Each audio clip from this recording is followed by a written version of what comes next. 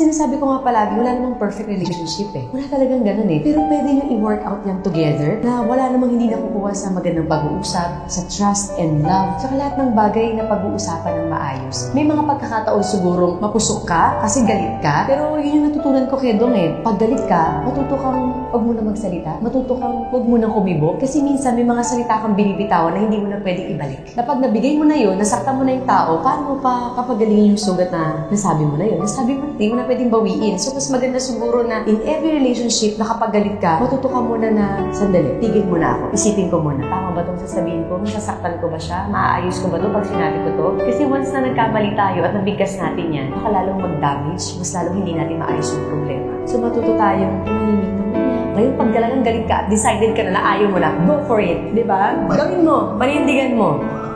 Diba? Pero mas maganda talagang hinay-hinay lang. Lahat naman naaayos.